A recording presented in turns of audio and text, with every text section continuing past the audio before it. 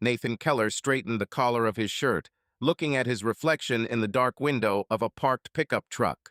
The Portland evening was damp, and the streetlights on Morrison Street reflected in the puddles like blurry stars. He glanced at his watch, 1945. Emily had already been inside for an hour at her company's corporate party, and Nathan, late due to an extended meeting at work, was feeling a little out of place. He didn't like these kinds of events. Too many unfamiliar faces, too loud music, too forced smiles. But Emily insisted, and he, as usual, agreed. The loft building where the party took place looked like something out of a magazine. Brick walls, huge windows, flowing strings of light bulbs. Nathan pushed open the glass door and was immediately surrounded by noise, clinking glasses, laughter, snatches of conversation about startups and marketing campaigns. The smell of craft beer and cedar candles mingled with the aroma of a cheese plate sitting on a nearby table. He made his way through the crowd, looking for Emily, and tried to suppress his slight irritation that she hadn't even written down where to find her. "Nathan, there you are." The voice of Lisa, Emily's colleague, cut through the rumble. She stood at the bar with a glass of rosé in her hand, her short red hair shining under the light of the lamps. "I thought you decided to cheat us." "Hi, Lisa," Nathan smiled, although the smile came out forced. "Work delayed me. Did you see Emily?" Lisa nodded towards the corner of the hall, where a group of people surrounded a tall man in a dark blue jacket. Even from here, Nathan recognized him as David Reynolds, Emily's boss, the same marketing genius she talked about so often at dinner. Emily stood next to him, laughing. Her dark hair was styled in loose waves, and her black dress emphasized the figure that Nathan still considered ideal, despite 12 years of marriage. She was holding a glass of champagne, and her laughter, ringing and light, reached Nathan like a stranger. "She's there with David and the others," Lisa said, but there was some awkwardness in her tone. She quickly changed the subject. "How are things going at the construction site? Still messing around with that bridge?" "Not a bridge, but a residential complex," Nathan corrected, but his gaze remained focused on Emily. She leaned towards David to say something, and her hand rested on his elbow fleetingly, but long enough for Nathan to feel something tighten in his chest. "Everything is fine. What about you? New project?" Lisa started talking about some kind of advertising campaign, but Nathan only listened with half an ear. He watched as Emily laughed at another of David's jokes, as her eyes sparkled as she straightened a strand of hair, looking at him. This was not the same Emily who, in recent months, would come home tired, irritable, kick off her shoes at the door, and immediately dive into her phone. It was Emily, whom he had not seen for a long time, alive, open, almost a stranger. "And so, we decided that we need to add more memes to social networks." Lisa fell silent, noticing that Nathan was not listening. "Hey, are you okay?" "Eh?" "Yes, everything is fine." Nathan waved it off, forcing himself to smile. "It's just noisy in here." "This is Portland, baby," Lisa grinned. "Would you like a beer? They pour local stuff here, with notes of pine or something like that." "Maybe later," Nathan replied, and, excusing himself, walked towards Emily. The crowd parted before him like a river, and with every step he felt a lump growing in his throat. He was not a jealous person, at least never before, but something about the way Emily acted around David struck a nerve. Maybe it's just a corporate flirtation, he thought. Maybe she just wants to impress her boss. But then why didn't she even look in his direction? "Emily," he called, coming closer.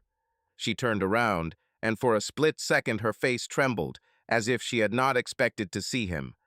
But then she smiled, broadly, almost theatrically. "Nathan, you have arrived."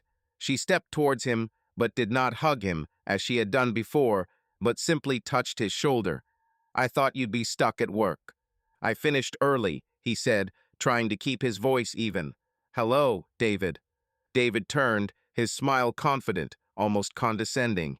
He was taller than Nathan, with perfectly coiffed hair, and that relaxed demeanor that screamed money and power.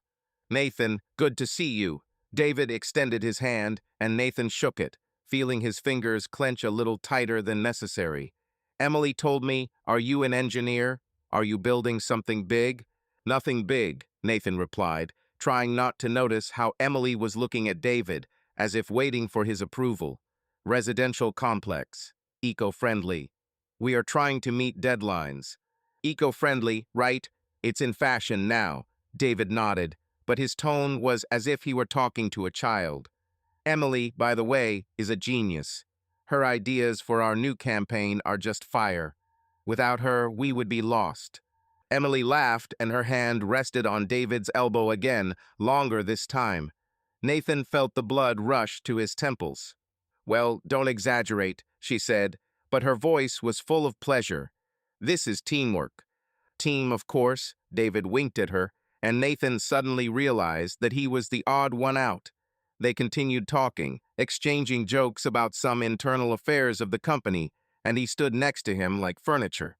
I'll go get a drink, he finally said, unable to stand it any longer. Oh yeah, get me some champagne too, okay? Emily glanced at him quickly, but immediately returned to her conversation with David. Nathan walked back to the bar, feeling the emptiness growing in his chest. He ordered a beer, the same one with notes of pine, and leaned against the counter, watching the room. Emily and David were still standing together, and now she was leaning towards him, whispering something in his ear. Her laughter rang like a bell, and every sound cut Nathan like a knife. You look like you want to strangle someone. Lisa appeared next to him, holding a new glass. What happened? Nothing, Nathan lied, taking a sip of beer. It was bitter, like his mood. I don't like such parties.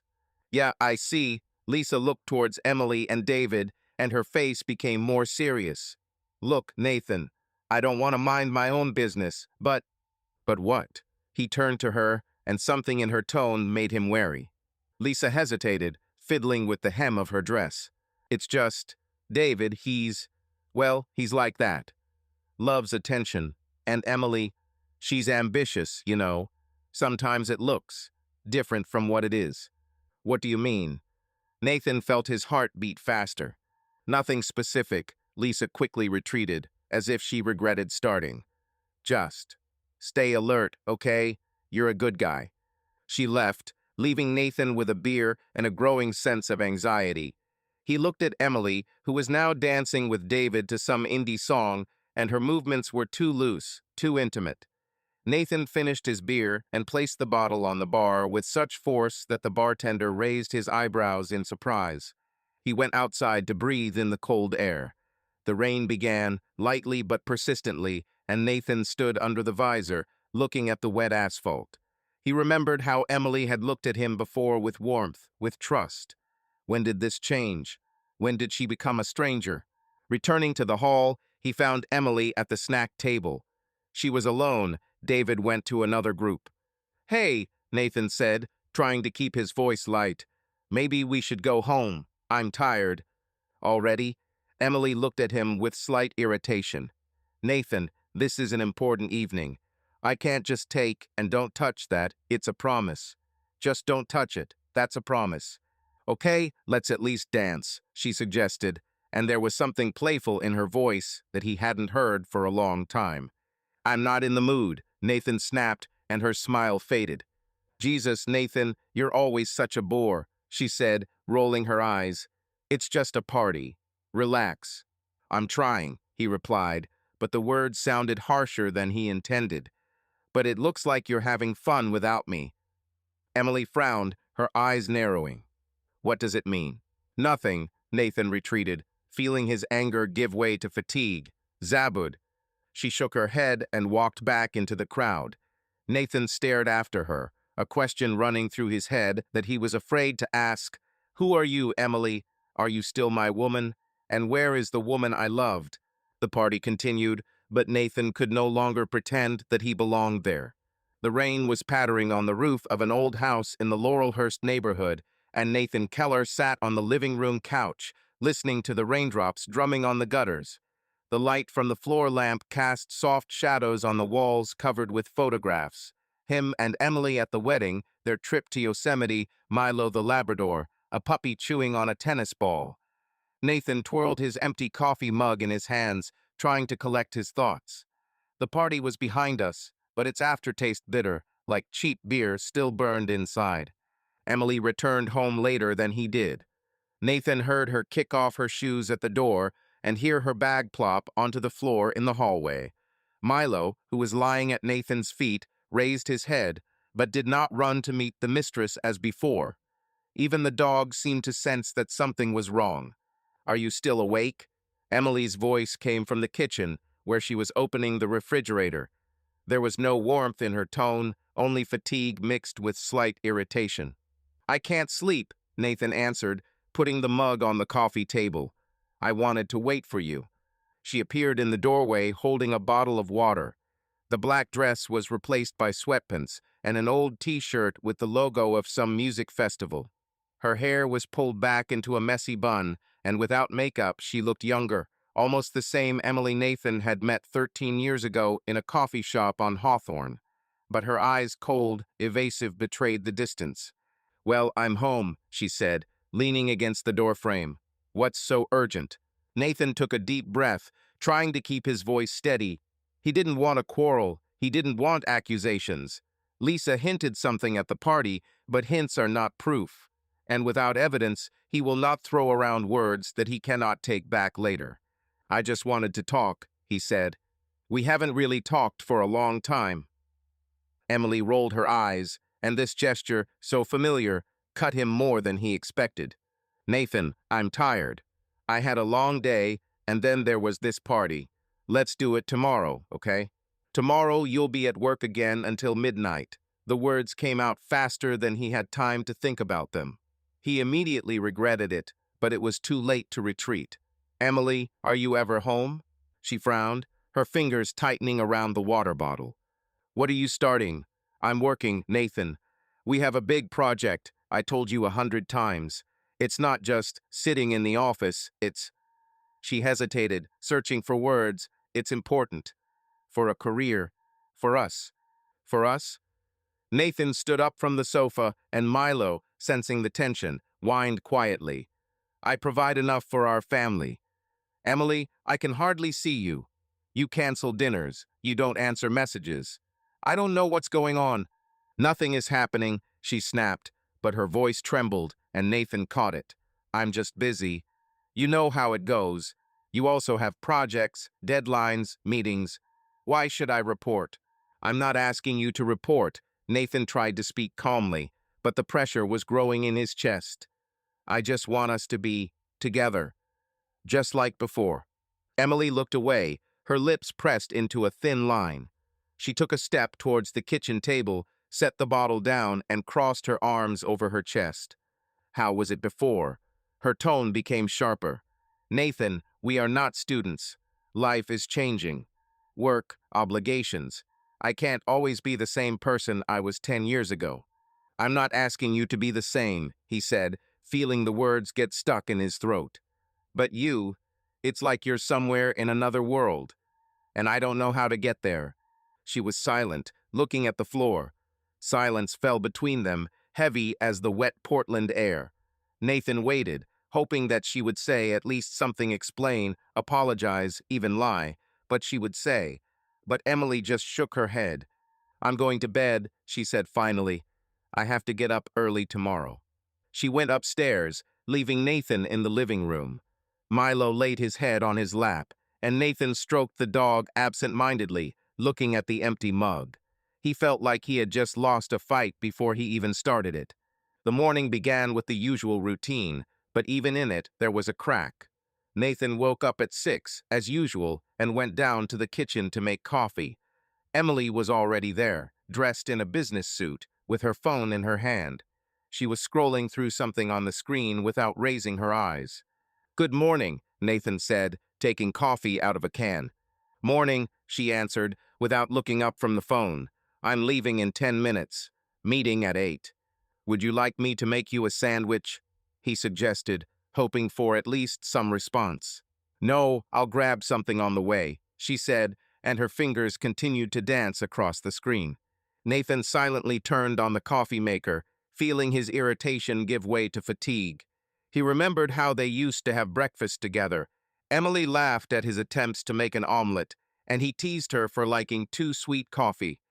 Now their mornings were like scenes from parallel lives. Emily, he began, turning to her, about yesterday. I didn't want to offend you. It's just, I think we're growing apart, and I don't know how to stop it. She finally put the phone down and looked at him. There was something in her gaze between irritation and pity. Nathan, I told you, this is work. You're making a mountain out of a molehill. I don't have time for. She waved her hand. For all this.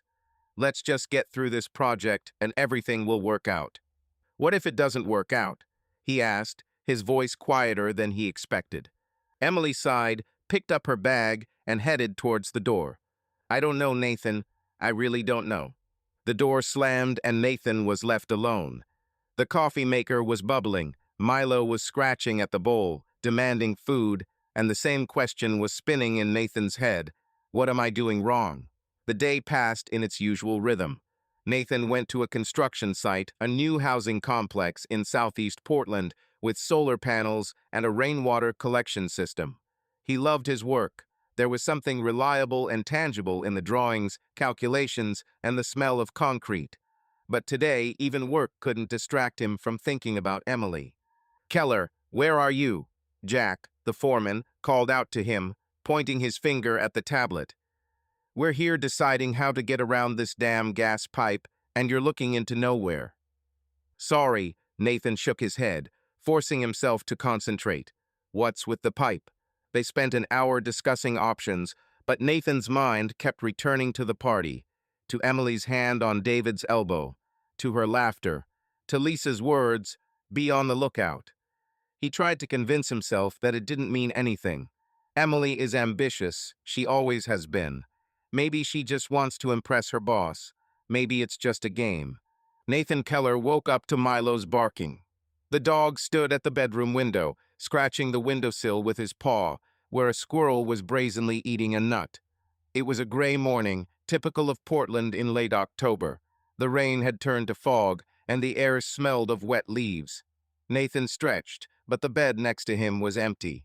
Emily left early as usual. He was used to her morning disappearances, but today the absence of her warmth in bed cut more deeply. Going down to the kitchen, Nathan noticed something flashing on the nightstand in the hallway. He came closer. Emily's wedding ring lay next to her keys, a thin gold band that she didn't take off even in the shower. Nathan frowned and took the ring in his hand, feeling it was lightweight. Why did she take it off? He tried to remember the last time he had seen it on her finger and found he couldn't. Maybe at a party? Or earlier? Milo whined at the door, demanding a walk, and Nathan put the ring back, deciding to ask Emily in the evening. He put on his jacket, fastened the leash to the dog's collar, and walked out into the damp air. The streets of Laurelhurst were quiet, with only the occasional jogger and cyclist visible in the fog. Nathan walked, inhaling the scent of pine trees, and tried to suppress his growing anxiety. The ring is a small thing, he told himself. Maybe she just forgot to put it on.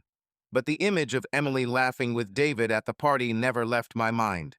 Returning home, Nathan made coffee and opened his laptop to check his email. But instead of working, his eyes caught on the banking application icon. She and Emily shared a common account for family expenses, mortgage, groceries, utilities. He rarely looked there, trusting Emily to handle the finances.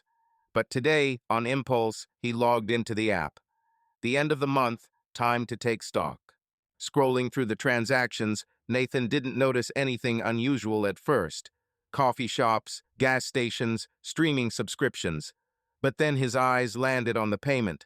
$142 at Le Pigeon, a trendy French bistro downtown. The date was last Thursday, when Emily said she would be late at work. Nathan frowned. She didn't mention dinner at the restaurant. Maybe it was a corporate event.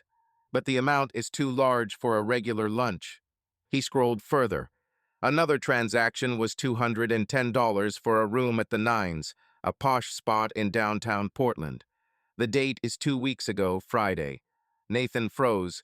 Emily then said she was going to meet a client in Tacoma and didn't return until Saturday night. He remembered how she looked when she entered the house, tired but with a slight smile. Everything went great, she said then, throwing her bag on the sofa. Nathan closed his laptop. He stood up and walked around the kitchen, trying to calm down. It doesn't mean anything, he told himself. Maybe she was making a reservation for a client. Maybe the restaurant was part of a work dinner. But why didn't she say anything? And why is the ring on the nightstand? Emily returned home at 7 in the evening, later than usual.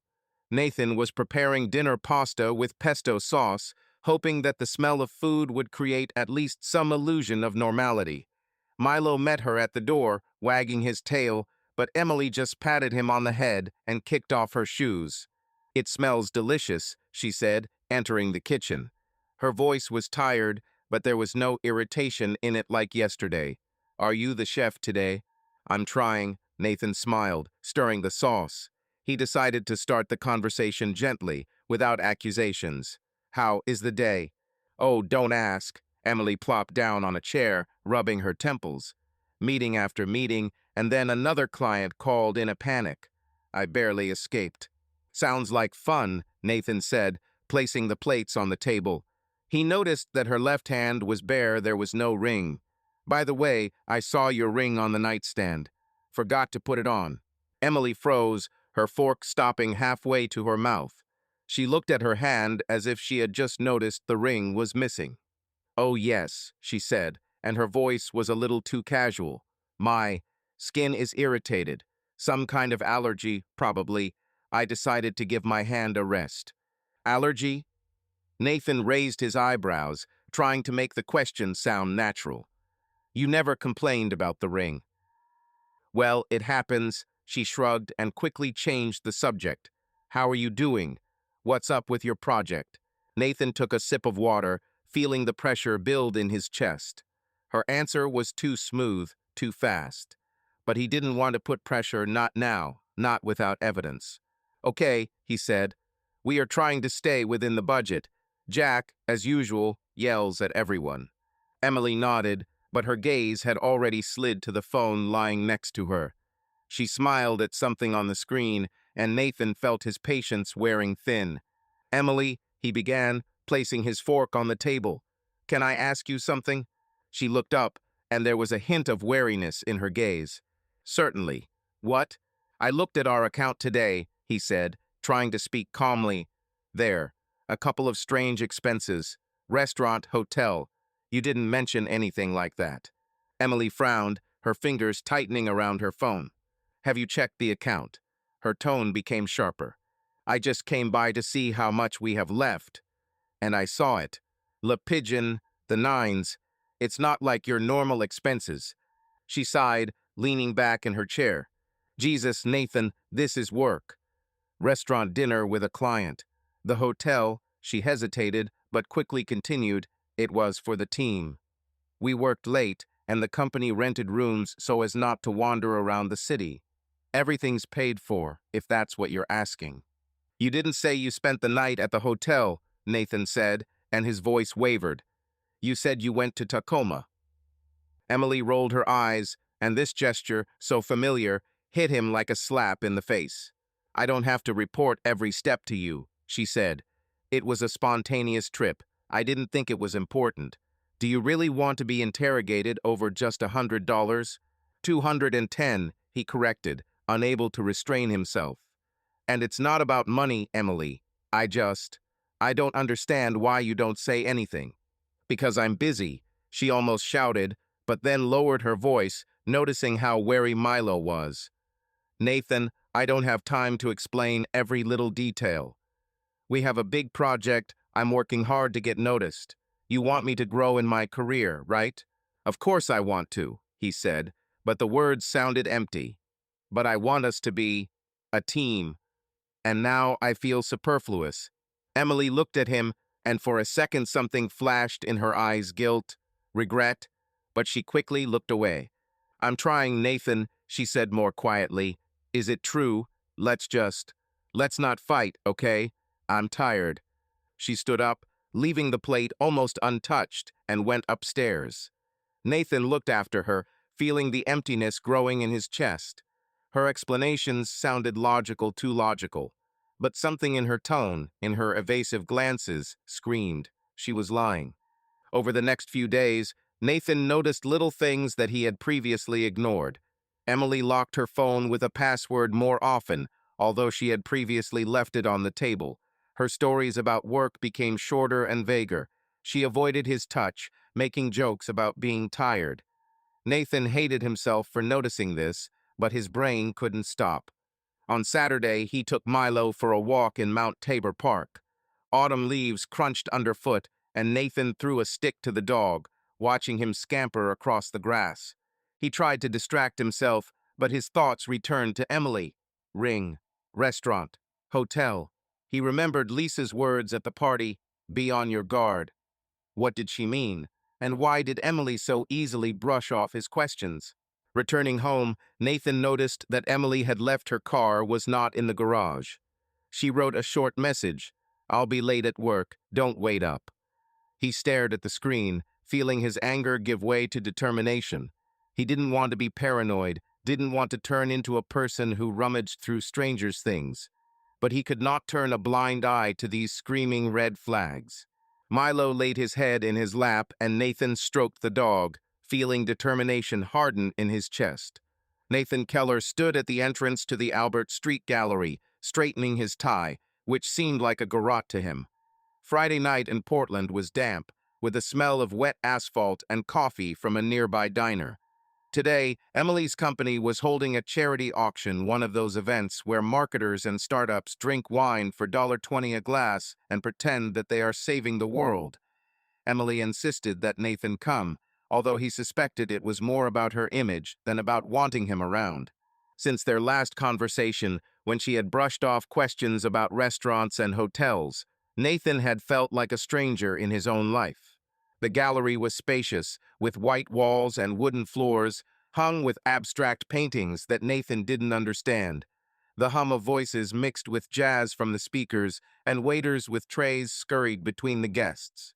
Nathan took a glass of red wine and began to make his way through the crowd, looking for Emily. He spotted her against the far wall, standing next to David Reynolds, her boss, surrounded by colleagues. Emily was wearing a dark green dress, her hair glistening under the lamplight, and she was laughing, leaning a little closer to David than necessary. Nathan felt the wine in his glass shake as he squeezed the glass too hard. Nathan, a familiar voice pulled him out of his thoughts. Lisa, Emily's colleague, stood nearby holding a plate of canapés. Her red hair was braided and her black pantsuit made her look like a news anchor. "You look like you're on an alien planet again." "Hi, Lisa," Nathan forced a smile, trying not to look in Emily's direction. "Let's just say I'm out of my element." "Oh, believe me, no one here is in their element," Lisa grinned, taking a bite of the canapé. "Everyone just pretends to know art. Would you like truffle cheese? This is the only thing that saves the evening." "I think I'll abstain," Nathan said, taking a sip of wine. It was tart, with a hint of prune, and he wished he had taken the beer. "Emily is out there somewhere with David." "Is it working again?" Lisa glanced in Emily's direction and her smile dimmed slightly. She placed the plate on a nearby table and crossed her arms. "Yeah, it works," she said, but there was something in her tone that made Nathan's chest swell. "David likes to keep her close. He says she is his secret weapon." Secret weapon. Nathan raised his eyebrows, trying to make the question sound casual. "How is that?" Lisa shrugged, but her eyes avoided his gaze. "Well, she's smart, ideological. David appreciates those. They often linger together. Presentations, dinners with clients, all that." Nathan felt his throat go dry. He took another sip of wine, trying to suppress the growing buzz in his head. "Are they delayed?" he asked, and his voice became quieter. "How often?" Lisa hesitated, fiddling with the bracelet on her wrist. She looked at Nathan, and there was a flash of sympathy in her eyes, not obvious, but enough for him to notice. "Listen, Nathan, I don't want to get into your business," she began, lowering her voice. "But they spend a lot of time together, not only in the office, dinners, trips. David, he's like that. He likes everything to revolve around him. And Emily, she wants to grow, and he uses it." "Does he use it?" The word came out more sharply than Nathan intended. He put the glass on the table, feeling his fingers tremble. "What are you talking about, Lisa?" She sighed, looking around as if to see if they were being overheard. The crowd around them was buzzing, but no one was paying attention to their corner. "I'm not saying there's anything specific," she said carefully, "but I see how they communicate. He constantly invites her to meetings that are not entirely about work. She goes with him to negotiations, although this is not her level. And Lisa fell silent, searching for words. Sometimes it looks too close. It's like she's more than just an employee. Nathan felt the blood rush to his temples. He remembered the party 2 weeks ago, Emily's hand on David's elbow, her laughter, her evasive answers about hotels and restaurants. This is not paranoia, he realized. This is reality. "Why are you telling me this?" he asked, his voice hoarse. "If it doesn't mean anything, why?" Lisa looked into his eyes, and her face became more serious. "Because I like you, Nathan. You're a normal guy. And I just think you deserve to know what's going on. I don't want you to look like a fool." "A fool," he repeated quietly, and the word hit him like a slap in the face. He turned away, looking at the crowd, at Emily, who was now holding a microphone, presenting some kind of painting for auction. Her voice was confident, professional, but Nathan only saw her smile directed at David, who stood next to him. "I'm not saying that Lisa paused. "Just take a closer look, okay? I could be wrong. I hope I'm wrong." "Thank you, Lisa," Nathan said, but the words sounded empty. He took the glass and took a long sip, feeling the wine burn his throat. "I appreciate it." She nodded, clearly regretting that she had started the conversation, and walked away to a group of colleagues. Nathan was left alone, leaning against the wall. His eyes followed Emily, who was now laughing at something David had said. Her hand touched his shoulder fleetingly, but enough for Nathan to feel something break in his chest. He turned away, trying to concentrate on the painting on the wall, smeared blue and yellow spots that probably meant something to someone. But all he could think about were Lisa's words. Too close. Not just in the office. He remembered the expenses in the account, the ring on the nightstand, Emily's evasive answers. This is not paranoia. This is the truth he didn't want to see. Nathan spent the rest of the evening pretending everything was fine. He smiled when Emily introduced him to some clients, nodded when David talked about the company's new project. But every glance Emily looked at David, every laugh she made cut him like a knife. He felt like a stranger, superfluous, as if someone else had taken his place in her life. "Are you okay?" Emily asked when they were finally next to each other at the snack table. She was holding a glass of champagne, her cheeks slightly pink from the wine. "Yes, just tired," Nathan lied, looking at her hand. "There was still no ring. There are a lot of people." "This is Portland," she grinned, but her gaze was absent-minded. "Everyone wants to be part of something big, even if it's just an auction." "And you?" he asked, unable to restrain himself. "Do you also want to be part of something big?" Emily looked at him, and her smile faltered. "What do you mean?" "Nothing." Nathan shook his head, feeling his anger give way to fatigue. "It's just, you look happy. With David, with work. As if all this is more important to you than us." Her eyes narrowed, and she put her glass down on the table. "Nathan, don't start," she said quietly, but there was steel in her voice. "This is my career. I'm not going to apologize for doing a good job." "I'm not asking to apologize," he said, trying to keep his voice even. "But I want to understand where my place is in all this." Emily opened her mouth to respond, but then David called out to her from the crowd, and she turned around. Her face immediately softened, and she gave Nathan a quick glance. "We'll talk later, okay?" she said, and went to David, leaving Nathan with a glass in his hand and the feeling that he had just lost another piece of their marriage. They drove home in silence. The rain pattered on the windshield, and the windshield wipers squealed like a metronome. Emily looked out the window, her fingers fiddling with the strap of her bag. Nathan gripped the steering wheel, fighting the urge to ask directly, "What's going on between you and David?" But he knew that she would brush it off, as always. And without evidence, his words will be just air. When they entered the house, Milo greeted them with a joyful bark, but Emily walked past, throwing her bag on the sofa. "I'm going to bed," she said without turning around. "I have a presentation tomorrow." "Emily," Nathan called, and she stopped on the stairs. "Can we talk, please?" She turned around, her face a mixture of tiredness and irritation. "Nathan, I don't know what you want to hear from me. I'm doing the best I can. If you don't like it, I don't know what to do." "I don't like feeling invisible," he said, his voice shaking. "You are with him all the time, with David, and I don't know what to think." Her eyes flashed, but she quickly pulled herself together. "He's my boss, Nathan. This is work. If you can't handle it, that's your problem." She went upstairs, and the bedroom door slammed. Nathan stood in the living room, listening to Milo whine softly at his feet. He sank onto the sofa, feeling determination harden in his chest. Lisa was right.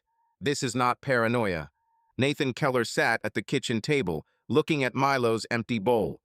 The Labrador lay at his feet, whining in his sleep, and outside the window Portland was buried in the November darkness.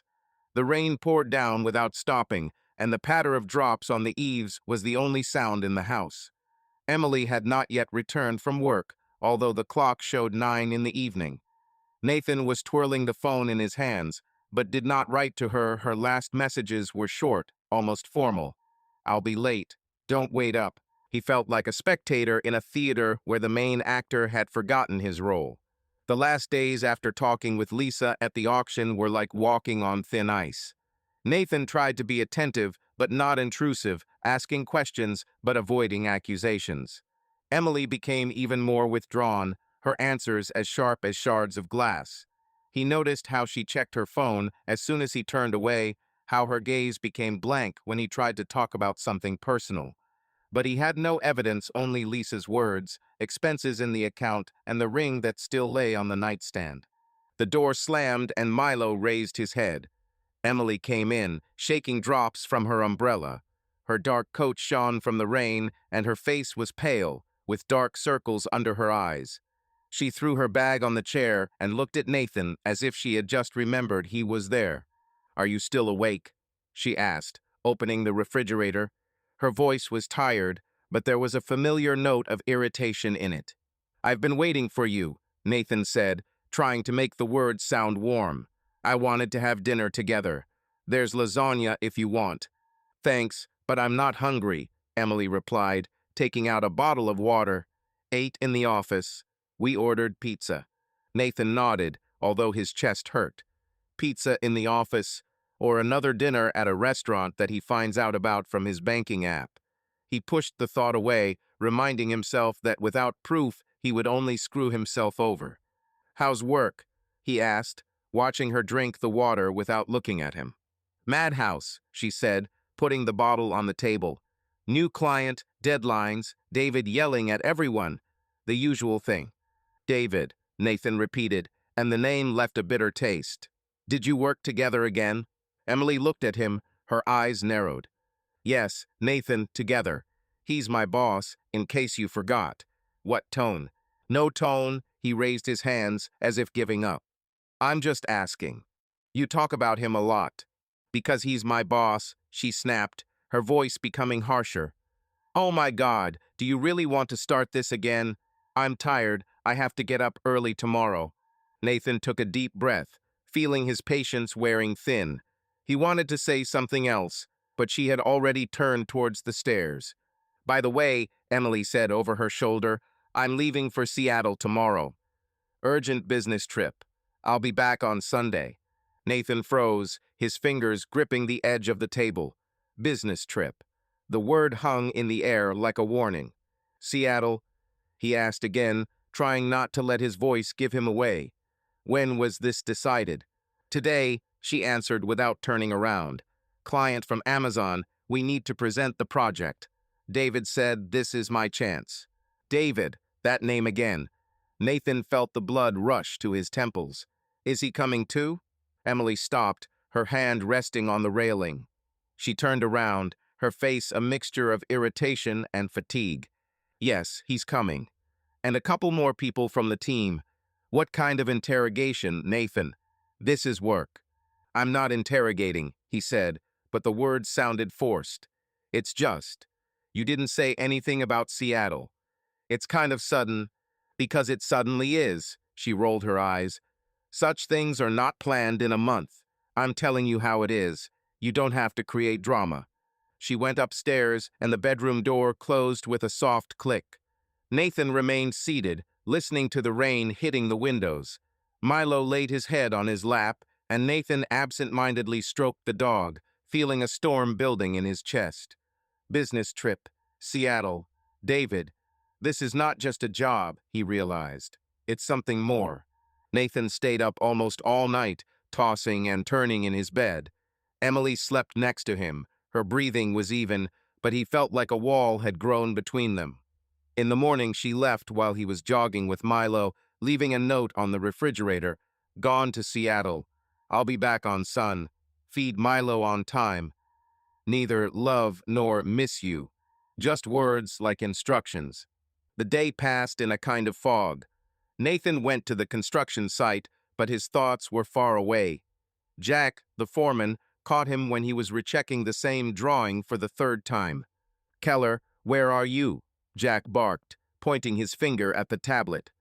If this beam doesn't stand up, we'll be a week behind. Sorry, Nathan muttered, forcing himself to concentrate. The head is not occupied with that. Well, get yourself together, Jack patted him on the shoulder. Your face looks like the world has collapsed. What happened? Nothing, Nathan lied. Just family. Jack chuckled, but didn't press. Nathan was grateful for this. The last thing he needed was to discuss his suspicions with someone who believed that beer and football solved all problems. Returning home, Nathan fed Milo and sat down at the family laptop. He didn't plan on going through Emily's things that was against his rules, against who he thought he was. But Lisa's words, the expenses on the account, her evasive answers, all this weighed on me like a stone. He should know. He opened the browser and entered her mail. They shared a password for family accounts, and Emily never changed it. Nathan felt like a traitor, but he continued. His inbox was full of work emails, but his eye caught an email from a hotel booking site. Subject: reservation confirmation for the Edgewater, Seattle. Nathan clicked, and his heart stopped. Reservation for a double room with a bay view from Friday to Sunday. The name on the reservation is Emily Keller, but in the guests column it was indicated 2. No names of colleagues, no mention of the team, just 2. He leaned back in his chair, feeling the blood rushing in his ears. This is not a business trip. This is a lie. He closed the laptop, but the image of the letter remained before his eyes, as if burned out. 2. She's going with David, or with someone else, but definitely not with the team.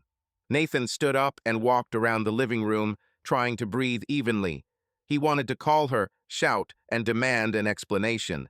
But what will she say? Another lie. He imagined her voice harsh, accusing. Have you checked my mail? How dare you? And he knew that she would avoid answering, as always. No, he thought, clenching his fists. No scandals. No screaming. He will find out the truth himself. He's going to Seattle. He will see with his own eyes. And then he will decide what to do. Nathan spent the evening packing his things. He took the backpack and threw in a change of clothes, a phone charger, and a bottle of water.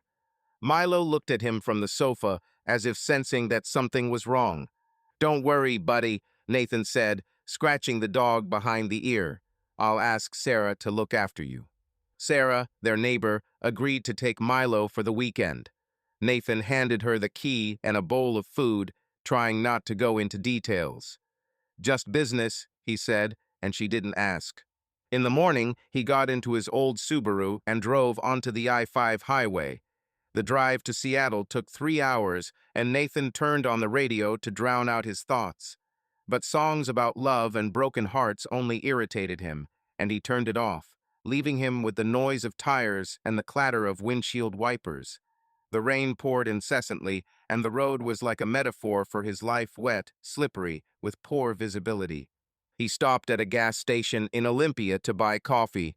While the barista prepared the latte, Nathan checked his phone. Emily wrote, "Arrived in Seattle. Everything is okay. We'll call you tomorrow." He stared at the message, feeling anger mixed with pain. "Everything is okay." "Certainly." "Your coffee," the barista said, and Nathan shuddered, returning to reality. "Thank you," he muttered, taking the glass. His fingers trembled, but he squeezed them tighter. He won't turn back. He should know. By noon, Nathan entered Seattle. The city greeted him with gray skies and traffic jams. He parked near the Edgewater Hotel on the Elliott Bay waterfront. The building looked luxurious glass, wood, lights reflected in the water. Nathan sat in the car, looking at the entrance, and felt determination fighting with fear. What if he's wrong? What if it's really a business trip? But then he remembered the letter, too, and fear gave way to cold confidence. He picked up the phone, opened the hotel website, and made a reservation at their restaurant for the evening. If Emily is there, he will see her. If she's with David, he'll see that too. Nathan looked at his reflection in the rearview mirror. His eyes were red and his face was drawn. He didn't know if he was ready for what he would see, but he knew that he could not live in ignorance. He stood at the entrance to the restaurant of the Edgewater Hotel, hiding under a canopy from the light rain. Warm lights burned inside, reflected in the huge windows, behind which one could see couples, waiters, and a bartender mixing cocktails. Nathan adjusted the collar of his jacket, feeling his heart pounding in his chest. He made a reservation for 7 in the evening, but arrived early to get a seat by the window where he could watch without attracting attention. His plan was simple: see Emily, make sure his suspicions or hopes are real. The restaurant smelled of fried garlic and seafood, and light jazz flowed from the speakers, drowning out the clinking of glasses. Nathan sat down at a table in the corner, ordered a bourbon, and waited. His fingers nervously fiddled with a napkin, and his gaze slid around the hall. The waitress, a young girl with a nose piercing, smiled at him, but he barely nodded in response. His thoughts were occupied with one thing: will he find her here? And what will he do if he finds it? At 7:15 p.m., the restaurant door opened and Nathan froze. Emily walked in, her dark hair flowing over her shoulders and her tight red dress highlighting the curves of her body that he knew by heart.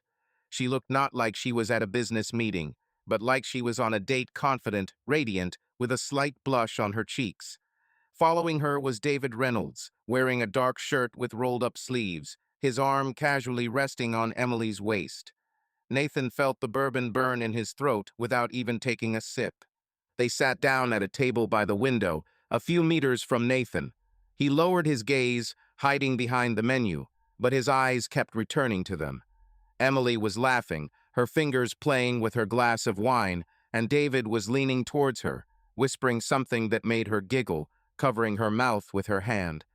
Nathan saw their hands touch on the table, Emily's fingers lingering on his wrist. This was not a work communication. It was something different, intimate, almost tangible. More bourbon. The waitress appeared nearby, and Nathan shuddered. "No, thank you," he muttered, trying not to look in her direction. "Maybe water." She nodded and left, and Nathan took out his phone, pretending to check his messages. He actually opened the camera. His hand shook, but he forced himself to focus. He took several pictures, Emily leaning towards David, her hand on his arm, their smiles. Each frame felt like a blow, but Nathan continued, like a photographer documenting a disaster. Their behavior became more and more outspoken. David took a piece of oyster from Emily's plate and brought it to her lips. She laughed, but obediently opened her mouth, allowing him to feed her. Nathan felt something break in his chest. It wasn't just flirting, it was intimacy that he and Emily hadn't had in months. He took another photo as David leaned in and kissed her, not on the cheek, but on the lips, slowly, with the confidence that comes with habit. Emily didn't move away, her hand went to his neck, her fingers tangled in his hair. Nathan put the phone down, feeling the world shrink to a point. He wanted to get up, approach, break their illusion with his presence. But instead he sat there frozen, as if his body was refusing to obey.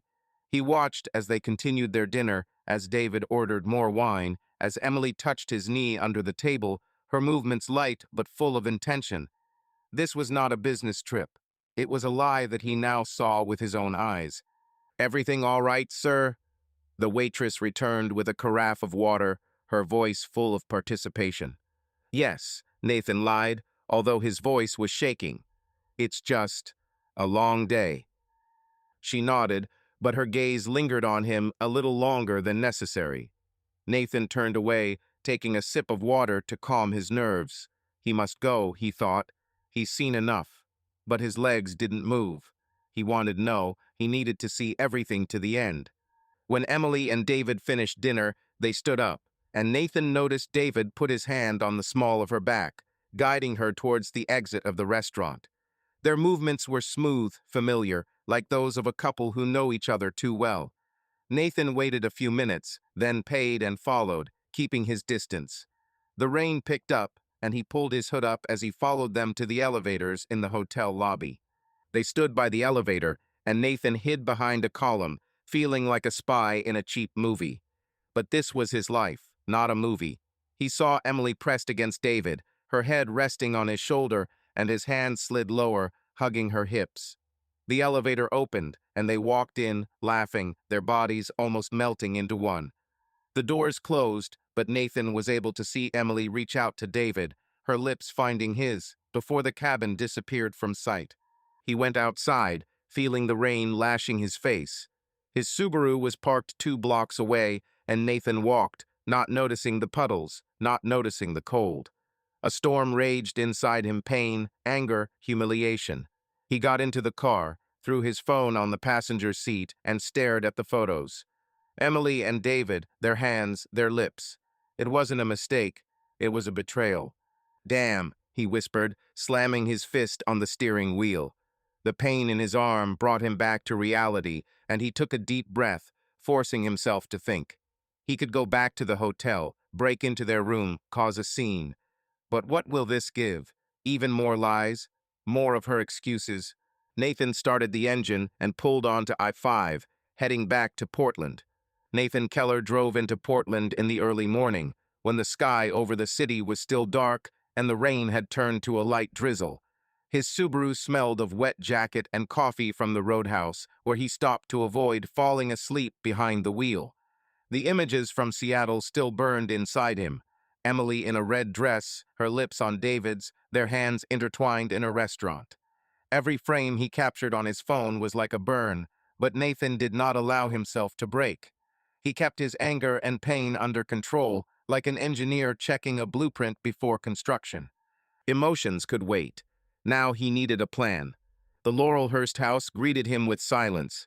Milo was with a neighbor, Sarah, and without the dogs barking, the space seemed empty, like an abandoned construction site. Nathan threw his backpack on the sofa and walked into the office where the old printer stood. He plugged in his phone and selected one of the photos, the one where Emily and David were kissing, her fingers in his hair, his hand on her thigh. The picture was clear, painfully real. Nathan pressed print and watched the sheet slowly crawl out of the printer, each pixel like a blow to the heart. He took the photo, feeling his fingers tremble. This was not just proof, it was the end. The end of 12 years, the end of their promises, the end of the Emily he loved. Nathan walked into the bedroom, opened the dresser drawer, and took out his wedding ring. He didn't wear it at work so as not to damage it, but now the ring seemed alien, like an artifact from another life. He clenched it in his fist, feeling the coldness of the metal, and returned to the kitchen. On the table where they once drank coffee and planned their vacation, Nathan placed a photograph. He carefully placed the ring next to it, its golden bezel glittering dimly under the light of the lamp. It was not a cry, not a scandal, it was a gesture, quiet and precise, like a shot. She will understand. She must understand. Nathan wrote a note to Sarah to nurse Milo for another day and called his friend Mike, whom he had been friends with since college. Mike lived 20 minutes away in the Hawthorne area and was always willing to listen. "Nathan, damn, are you okay?" Mike's voice on the phone was hoarse, as if he had just woken up. 4 o'clock in the morning, man. "Not okay. Nathan answered honestly. Can I come to you? I, I need to leave. Of course, come. Mike didn't ask questions. The sofa is free. Beer too. Nathan packed his bag, toothbrush, change of clothes, laptop, and left the house without looking back. He didn't want to be here when Emily returned. I didn't want to see her face, hear her excuses. Let her see the photo. Let him know what he knows. Mike's apartment was a typical bachelor's apartment. A worn-out couch, a guitar in the corner, a stack of vinyl records on a shelf. It smelled like coffee and something like curry that Mike had apparently been cooking last week. Nathan collapsed onto the sofa, feeling fatigue wash over him.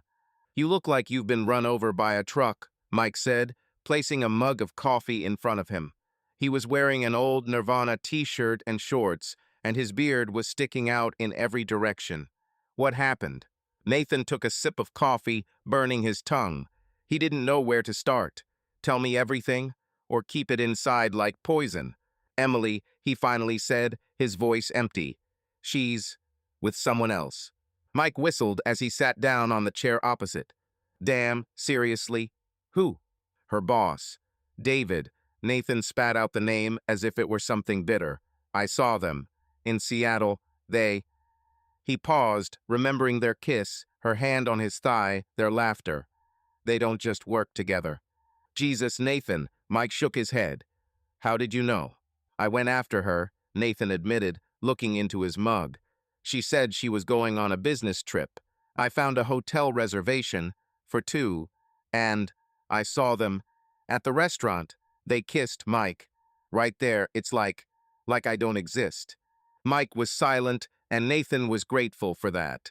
He didn't want sympathy. He didn't want banal phrases like, everything will work out. He just wanted someone to understand. And what did you do? Mike finally asked. Take a picture, Nathan said. I left the photo on the table, with a ring, and he left. Hard, Mike nodded, and there was respect in his voice. That's strong, man. What's next? I don't know, Nathan answered honestly. I can't be there. Not now. Mike stood up, took 2 beers from the refrigerator, and handed one to Nathan. Then drink and sleep. We'll figure it out tomorrow. Nathan took the bottle, but didn't open it. He looked at the label, feeling tiredness and pain merge into one. He didn't know what would happen tomorrow, but he knew he had taken the first step. Emily returned to Portland on Sunday evening. The rain had stopped, and the city shone under the streetlights, as if it was trying to pretend to be clean. She entered the house expecting silence, but the silence was different, heavy, almost threatening. Milo didn't run out to meet her, and that was strange. She threw her bag on the sofa, took off her coat, and went into the kitchen to pour water. Her gaze fell on the table. The photo was right in the center, black and white, but sharp as a blade. She and David are in a restaurant, their lips touching, her hand in his hair, his fingers on her thigh. Emily froze, her breathing ragged. Next to the photograph lay Nathan's ring, a simple, gold one, something he only wore at home. She felt her legs give way and grabbed the edge of the table. No, she whispered, although she knew it was true. She recognized the moment in the photo, remembered the warmth of David's lips, his smell, his whisper. It was in Seattle on a Friday after dinner when the wine got to her head and she allowed herself to forget about Nathan, about home, about marriage. Emily took the photo, her fingers trembling. She turned it over, hoping there would be something there, a note, an explanation, something. But it was empty. She looked at the ring and her throat tightened. Nathan knew. He saw. And he left. She sank into a chair, feeling tears burning her eyes. But the tears did not come. Instead, there was panic, cold and sharp. She took out her phone and dialed Nathan's number, but he didn't answer. She wrote, Nathan, please come back. We need to talk. The message remained unanswered. Emily sat in the kitchen, looking at the photo, and for the first time in months, she felt like her secret was no longer hers.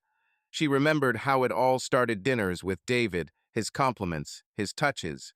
She told herself it was just flirting, just a way to feel alive. But now, looking at Nathan's ring, she realized that she had gone too far. She stood up and put the photo in the drawer, but left the ring on the table. She couldn't touch him. Not now. She went to bed, but sleep did not come. In the darkness, her thoughts circled around one thing. Nathan knows, and she didn't know how to fix it. Nathan woke up on Mike's couch with his neck hurting. The morning was gray, and the smell of bacon was wafting from the kitchen. Mike stood at the stove, humming something from Radiohead. "Good morning, sleeping beauty," he said without turning around. "Eggs or toast?" "Coffee," Nathan muttered, rubbing his eyes. "Thank you for sheltering me." "Come on," Mike waved his spatula. "You would have done the same for me." "What now? Will you talk to her?" Nathan looked at the phone. Missed call from Emily. Message. He didn't open it. "Not now," he said. "Let him think. I'm not ready yet." Mike nodded, placing the mug in front of him. "Understand. But Nathan, don't keep it to yourself. It will eat you up." "He's already eating," Nathan admitted, and his voice was quieter than he wanted. "But I can handle it." He drank my coffee, feeling my determination returning. He didn't know what would happen next, but he knew one thing. He wouldn't return to that house until he was ready. Emily made her choice. Now it's his turn. Nathan Keller sat on Mike's couch, looking at his phone, where a missed call from Emily was blinking. This is the third one this morning. Her messages came one after another. "Nathan, please answer. We need to talk. I know what you saw." He did not open them, but every word, even unread, burned like coal. Outside, Portland was bathed in the gray light of November, and the smell of rain seeped through the cracks of the old windows. Mike left for work, leaving Nathan with coffee and silence that was more oppressive than the noise of the construction site. Nathan knew he couldn't hide forever, but the thought of talking to her, her voice, her excuses, her tears was nauseating. He didn't want to hear her lie, and even less wanted to hear the truth. But there was no choice. If he wants to move on, he needs to close this door. He dialed her number, and after the first ring, she answered as if she were waiting by the phone. "Nathan." Her voice was hoarse, almost broken. "Lord, finally. Where are you?" "A friend," he said, trying to keep his voice even. "We need to talk." "Yes, we should," she hesitated, and he heard her sniffle. "Please come home. I'll explain everything." "Not home," he snapped. Home, with its photographs and memories, was too dangerous a place. "Let's go to the coffee shop. Stumptown on Belmont, in 1 hour." "Okay," she said quietly. "I will." Nathan hung up. The Stumptown coffee shop was crowded, as it always was at midday. Nathan took a table by the window, ordered an espresso, and waited. His knee trembled nervously, and his eyes kept returning to the door. He tried to prepare himself for what he would hear, but every scenario in his head ended with one thing: she cheated, and he didn't know how to live with it. Emily walked in 20 minutes later, her hair pulled back into a messy bun and her face bare of makeup, with red spots around her eyes. She didn't look like a confident marketer, but like a woman who hadn't slept all night. She was wearing a gray sweatshirt and jeans, and Nathan noticed that her left hand was still bare, no ring. She sat down opposite. Her fingers immediately began to fiddle with the napkin. "Thank you for coming," she said quietly, without looking up. I didn't know if you would answer." "I'm here," Nathan said, and his voice was colder than he intended. "Speak." Emily swallowed, her gaze darting to the window where the rain was drawing patterns on the glass. She was silent for so long that Nathan thought she wouldn't start. But then she spoke, and her words were like stones falling into water. "I saw the photograph," she said, and her voice wavered. "And your ring. I know you were in Seattle. I didn't want you to find out like that. So." Nathan leaned forward, his fingers gripping the edge of the table. "How did you want me to find out, Emily? When would you tell me? And how did you even imagine it?" She flinched as if he had hit her, and finally looked into his eyes. Her pupils were wet, but Nathan felt no pity, only emptiness. "I didn't want you to find out at all," she admitted, her voice barely audible. "I didn't plan to." Nathan almost laughed, but it caught in his throat. "You kissed him, Emily. You spent the night with him at the hotel. And you didn't want me to know about it. Do you even take me for a fool?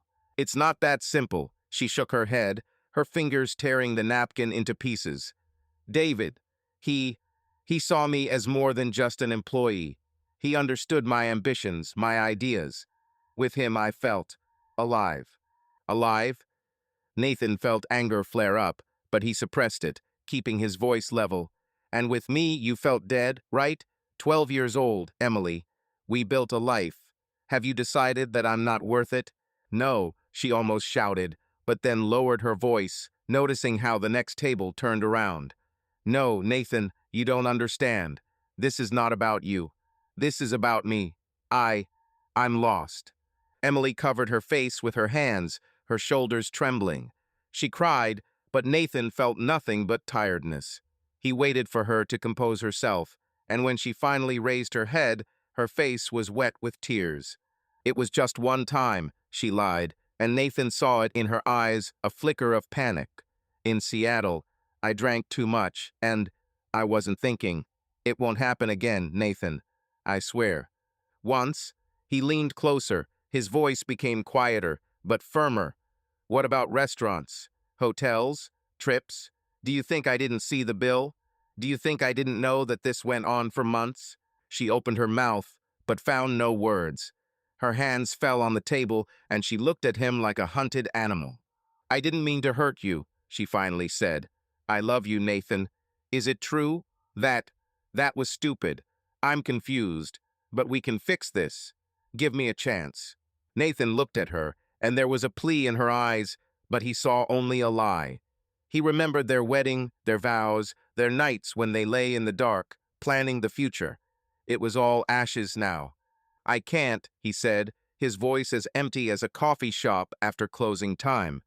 You broke trust, Emily. I can't look at you, and I'm very glad that we don't have children. Nathan, please, she reached for his hand, but he pulled it away as if her touch was burning. We can go to the therapist. We can start again. I'll do whatever you want. All I want is a divorce, he said, and these words fell between them like a concrete slab. He hadn't planned to say them, but they came out, and he knew they were true. I can't do this anymore. I don't want to be with you. Emily froze, her face turning pale. She opened her mouth, but didn't make a sound. Tears streamed down her cheeks, but Nathan felt no pity, only devastation. Are you serious? She finally whispered.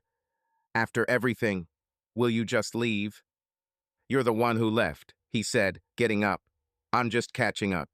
He threw a few dollars on the table for coffee and walked out without looking back. The rain lashed his face, but Nathan didn't notice. He walked along Belmont, feeling something inside him dying, but at the same time being freed. He didn't know what would happen next, but he knew one thing: he wouldn't go back. Emily remained sitting in the coffee shop, looking at the empty chair opposite. Her fingers clutched the torn napkin, and tears dripped onto the table. She remembered how everything began: David's compliments, his touches, his promises. She told herself that it wasn't serious, that she was in control of the situation. But now, looking at the void left by Nathan, she realized that she had lost more than she wanted to admit. Nathan Keller pushed open the door of his new Hawthorne apartment, and the smell of fresh paint filled his nose. The apartment was small, one bedroom, a cramped kitchen, a living room with a window onto a noisy street, where cyclists and hipsters scurried about even in the rain. There was almost no furniture: an old sofa that he took from home, a folding table, and a mattress bought at a sale. Milo, the Labrador, immediately ran to sniff the corners, his claws clicking on the wooden floor. Nathan put the box of things on the floor and exhaled. This is not a home, but this is a start. A week has passed since the conversation in the coffee shop where he told Emily about the divorce. A word spoken out loud became a reality, like a drawing turning into a building. Nathan hired a lawyer, Caitlin, a woman with a sharp voice and a habit of speaking directly. She explained that divorce in Oregon is not a quick process, especially if there is property involved. The house in Laurelhurst, their joint account, car, furniture, all this had to be divided. But most of all, Nathan was worried about Milo. Emily loved the dog, but Nathan wasn't going to ask her. He was cute, period. He took him out of the house, leaving Emily no chance to object. "Are you sure you want to move out right away?" Mike asked as he helped Nathan carry the boxes into the apartment. His beard was dusty and his t-shirt was soaked with sweat. "You could have stayed with me for a couple more weeks." "Thanks, but no," said Nathan, placing the box of books against the wall. "I need my own place. Otherwise, I'll go crazy." Mike chuckled, opening the beer they bought along the way. "Understand. But man, this is tough.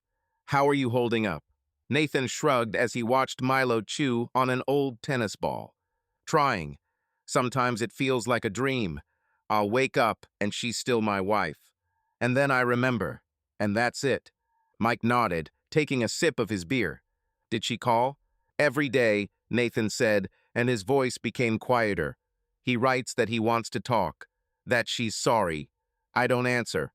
"That's right," Mike patted him on the shoulder. "Let him stew in this. You gave her a chance. She blew it." Nathan didn't answer. He wasn't sure what he was doing was right. Part of him wanted to respond to Emily, to hear her voice, maybe even to believe that she had changed. But the other part, the one that saw her with David, that held the photo of their kiss, could not forgive. Trust was like glass.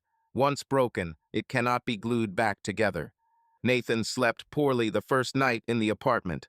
The mattress was hard, and the sounds of Hawthorne car horns, laughter from a nearby bar kept him awake. Milo curled up at his feet, his warm breath the only comfort. In the morning, Nathan got up with a headache, made coffee in an old Turk, and sat down to sort out the boxes. Books, clothes, several vinyl records, his life fit into 5 cardboard boxes. He found an old photo of him and Emily on the beach at Cannon Beach, their hair blown by the wind, her smile as wide as the ocean. Nathan looked at her, feeling pain squeezing his chest, and put the photo in a drawer. Not now. Caitlin called in the afternoon. Her voice was businesslike, but not devoid of sympathy. "Nathan, I sent Emily a draft agreement," she said. "The house will most likely have to be sold if you do not agree on who will buy it. We split the bill in half. She mentioned the dog, but I said you took it." She didn't argue. "Okay," Nathan said, feeling relieved. "I won't give Milo up." She didn't even try to fight for him. "Got it," Caitlin made a note. "Emily wants to meet and discuss everything in person." "How are you?" "No," Nathan snapped. "Only through you. I'm not ready to see her." "Okay," Caitlin said, "but be prepared that she will put pressure. She doesn't want a divorce. She says she's ready for therapy, for anything." "I don't care," he said, and his voice wavered. "She made a choice. I'm making my own." Caitlin paused, then added, "I understand. But if you change your mind, tell me. Sometimes such conversations help. Move on." Nathan hung up, feeling exhausted. He looked at Milo, who was dozing on the couch, and smiled. At least the dog was with him. It was a small victory, but it meant a lot. Emily wrote again in the evening when Nathan was walking with Milo in Hawthorne Park. The rain had stopped, and the air smelled of wet grass and smoke from outdoor grills. He sat down on the bench while Milo was chasing the squirrel and opened the message. "Nathan, I know you don't want to talk, but please give me a chance to explain. I was an idiot. I don't want to lose us. I saw Milo in your car. Is he okay? I miss. Can we meet? Just talk." Nathan looked at the screen, feeling his fingers gripping the phone. She saw Milo, so she was somewhere nearby, maybe watching him. The thought brought on a mixture of anger and fatigue. He wanted to answer, to say that Milo was with him, and that she had lost the right to be bored. But instead, he blocked her number. Not forever, he told himself. Just for now. He returned to the apartment, fed Milo, and opened his laptop to check his work email. But instead of the drawings, his thoughts returned to Emily. He remembered how she cried in the coffee shop, how her voice shook when she asked for a chance. Part of him wanted to believe that she was sincere, but another part knew she wasn't crying because of him, but because she was caught. The following week, Nathan met with Caitlin at her downtown office. She laid out the documents on the table, her glasses sparkling under the lamplight. "Emily agreed to sell the house," she said. He wants half the proceeds. I didn't ask about the dog again. She seems to have realized that you won't give in. Okay, Nathan said, feeling the tension in his shoulders release a little. What's next? We'll divide the rest of the property. Caitlin pointed at the papers with her pen. The car is yours, she doesn't mind. Furniture, etc. We'll make a list. If you argue, the court will decide, but I advise you to reach an agreement. I don't want to argue, Nathan said. Let him take what he wants. I only need Milo and my things. Caitlin looked at him over her glasses. You are sure? A house is a lot of money. You can fight for your share. I just want this to end, he said, his voice firmer than he expected. I don't want to cling to something that's already dead. She nodded, making a note. Fine, I'll give it to the lawyer. And Nathan, hang in there. It's hard, but you're doing the right thing. He left the office feeling exhausted. It was cold outside, so he went into a nearby coffee shop to warm up. Having ordered a latte, he sat by the window and began to look at the passers-by. Couples, students, old people with dogs, they all seemed part of a world to which he no longer belonged. His world collapsed, and he was building a new one, but so far it was only a foundation and a couple of walls. In the evening, he took Milo for a walk around Hawthorne. The area was alive. Street musicians played on the corners, cafe windows were lit, and there was the smell of fried falafel and craft beer. Nathan stopped at a bookstore, looking at the display of new releases. He remembered how Emily loved to read novels, how they argued about books at dinner. Now these memories were like old photographs, vivid, but distant. Hey, Milo, he said, scratching the dog behind the ear. We can handle it, right?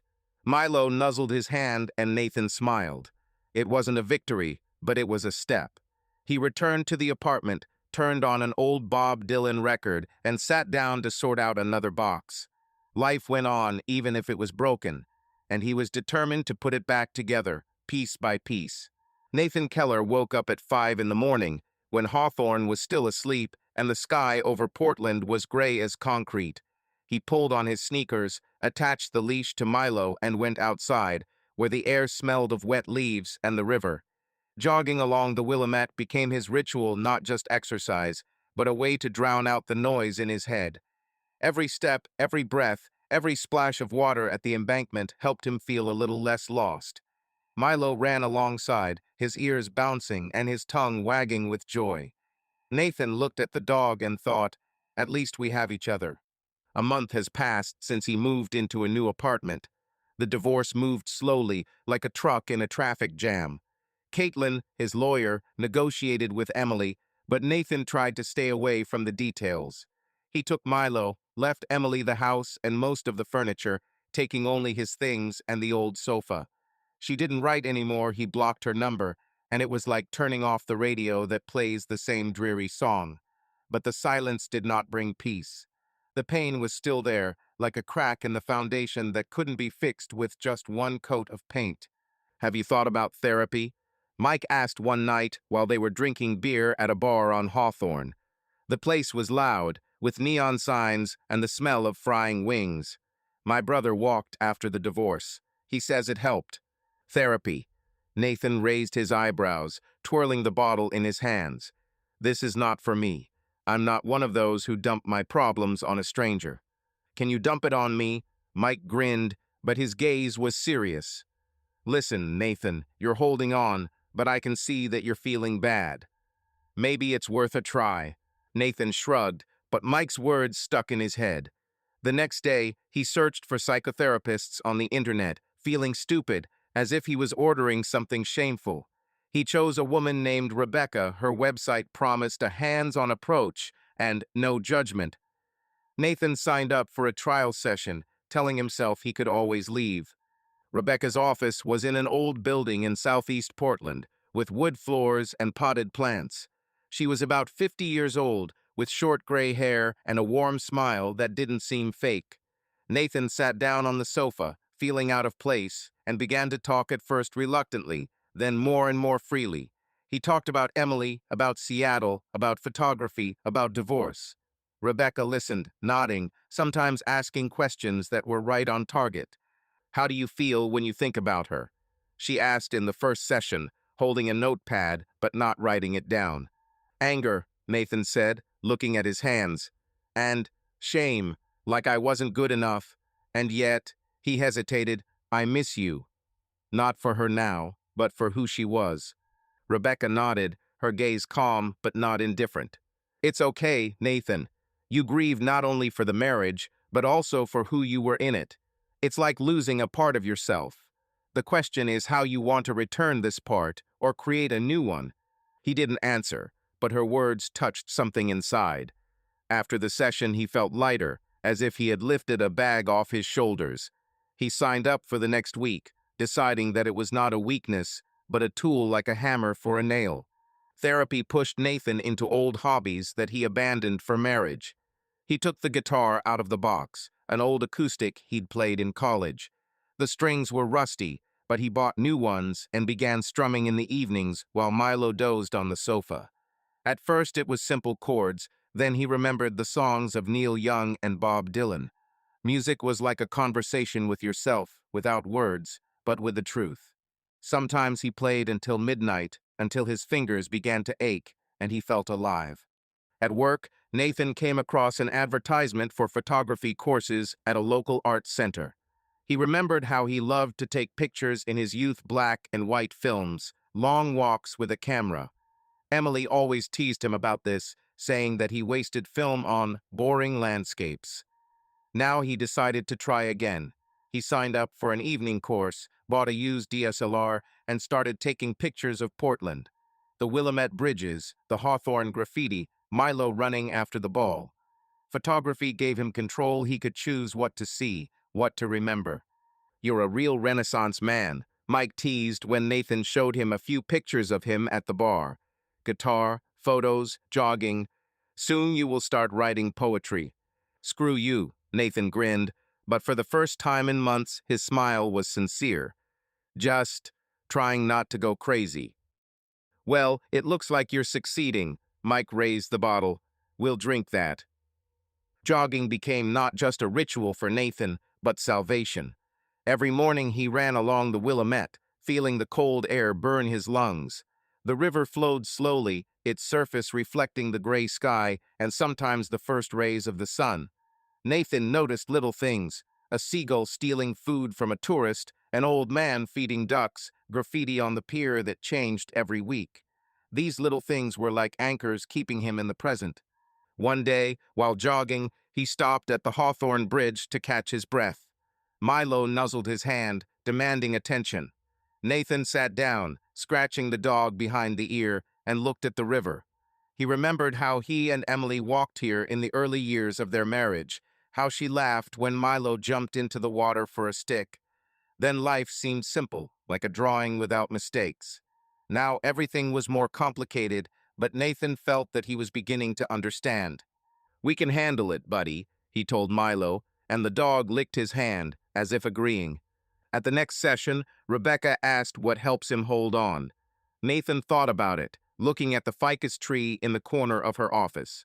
Jogging, he said. Guitar. Photo. And Milo, of course. They're like a reminder that I'm still here, that I'm not the only one who was betrayed. That's a good sign, Rebecca said, smiling. You find yourself again. But what about the pain? Is she still with you? Yes, Nathan admitted, and his voice became quieter. Sometimes I wake up and think about her, about what I could have done differently.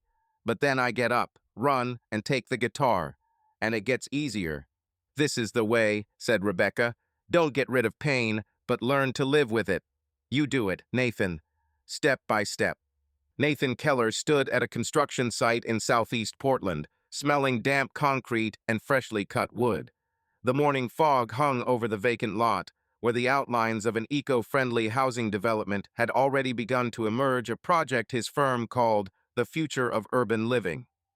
Solar panels, rainwater collection systems, green roofs, all this was not just a fashion trend, but a challenge that Nathan accepted with unexpected zeal.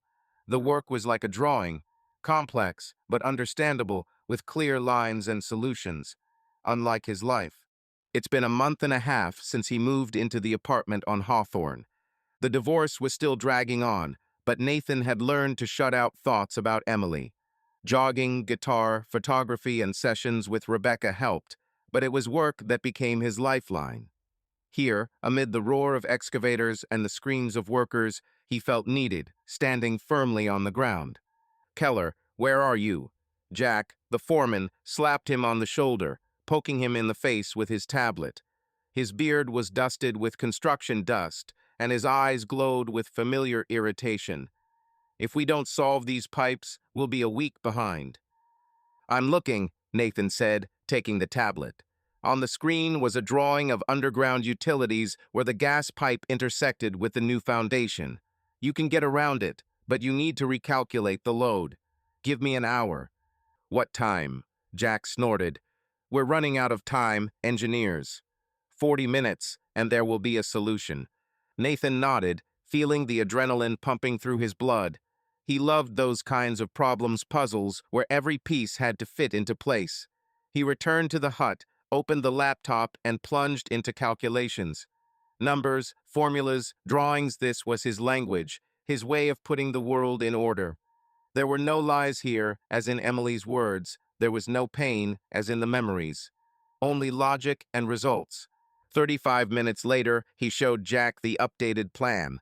The pipe was rerouted through a side section, which increased the budget by a couple of thousand, but saved the deadline. Jack muttered something about engineers being too smart, but nodded. "Okay, Keller, that'll do," he said, clapping Nathan on the back. "You're on a roll today." "What, there's a new girl?" Nathan shook his head, revealing a weak smile. "No, I just want everything to be as it should be." "Ha, that's the attitude." Jack grinned and went off to yell at the crew who had laid the reinforcement incorrectly.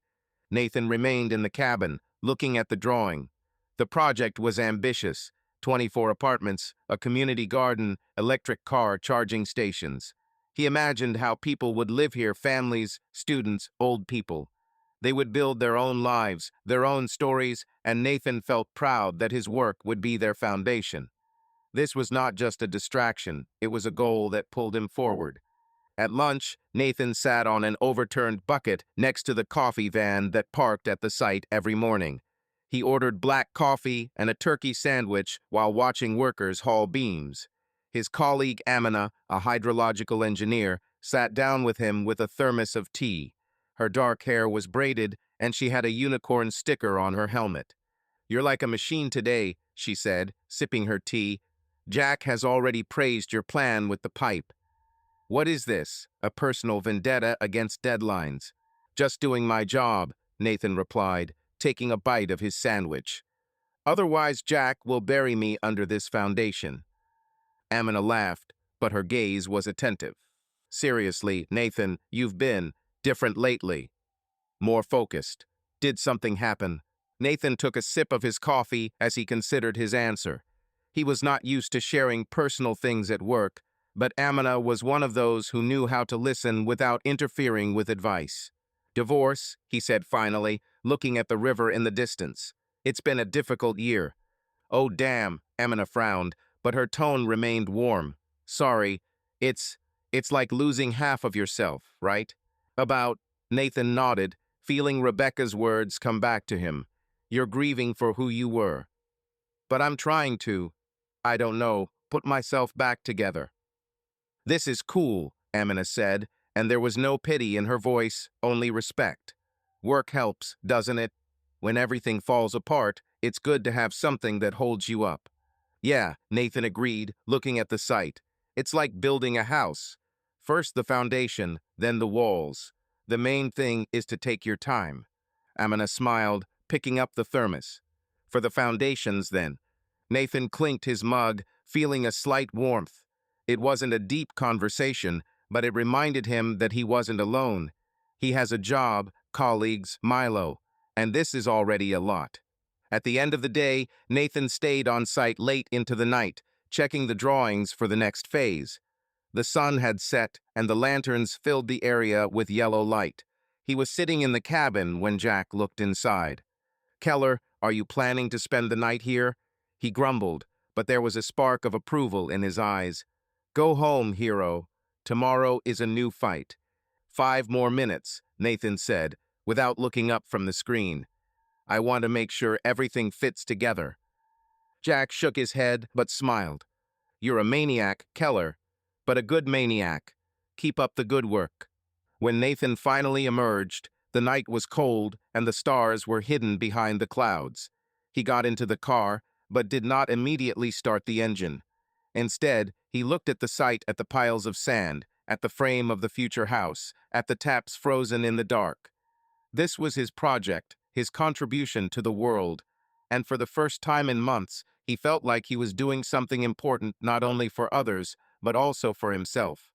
At home, Milo greeted him with a joyful bark, demanding a walk.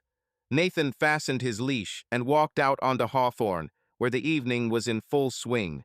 Music flowed from bars, couples walked, holding hands, street artists drew with chalk on the sidewalk. He walked past the cafe where he had once had coffee with Emily, and for the first time he did not feel a pang of pain. The memory was there, but it didn't sting like before. Nathan Keller was racing down Cesar Chavez Boulevard in his old Subaru, trying to make it to a meeting with a contractor.